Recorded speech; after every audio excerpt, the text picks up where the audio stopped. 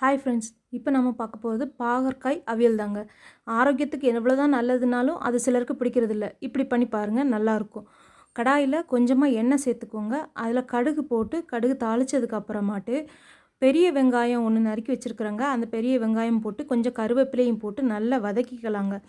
நல்லா வதங்கணும். அதுக்கு கொஞ்சமாக உப்பு சேர்த்துக்கலாம், சரிங்களா? கொஞ்சமாக 2 பிஞ்ச் உப்பு சேர்த்து நல்லா வதக்கிக்கோங்க. வதங்கினதுக்கப்புறமா பாகற்காயை கழுவிட்டு இந்த மாதிரி நடுவில் உள்ள விதையெல்லாம் நீக்கி கட் பண்ணி வச்சுருக்கிறேன். இதையும் இந்த மாதிரி போட்டுக்கலாங்க.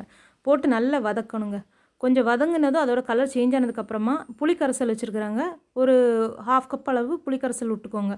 விட்டு இந்த பாகற்காய்க்கு தேவையான உப்பு போட்டுக்கலாங்க. உப்பு போட்டு நல்லா மிக்ஸ் பண்ணிக்கோங்க. புளியும் உப்பும் கலக்கிறதுக்காக மிக்ஸ் பண்ணிவிட்டு அதை மூடி வச்சிடலாங்க வேகிறதுக்கு.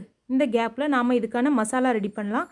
அரை முறி தேங்காய் துருவி இருக்கிறேன். அது கூட கொஞ்சமாக 1/2 ஸ்பூன் அளவு ஜீரகம், 1/2 ஸ்பூன் அளவு மிளகுத்தப்பொடி, 1/4 ஸ்பூன் அளவு மஞ்சப்பொடி போட்டுக்கலாம்.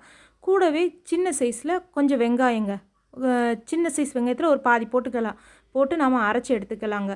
அரைச்சி எடுத்த இந்த தேங்காய் விழுத இந்த பாவக்காய் அவிஞ்சதுக்கப்புறமாட்டு இப்போ பார்த்தீங்கன்னா உங்களுக்கு தெரியும், இந்த தண்ணியெல்லாம் வற்றிடுச்சு. இந்த ஸ்டேஜில் இந்த அரைச்சி வச்ச விழுதை சேர்த்துக்கலாங்க. சேர்த்து மூடி போட்டுடலாம் ஒரு 2 நிமிஷத்துக்கு. மூடி போட்டு வெந்ததுக்கப்புறமாட்டு இதை நல்லா மிக்ஸ் பண்ணி விடுங்க.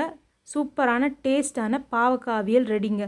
இந்த டேஸ்ட்டில் பண்ணிங்கன்னா எல்லாருக்குமே பிடிக்கும். இதோட சுவையை கூட்டுறதுக்காக கடைசியில் 1 ஸ்பூன் அளவு சீனி சேர்த்துருக்குறாங்க. சீனி சேர்த்து நல்லா மிக்ஸ் பண்ணிக்கோங்க.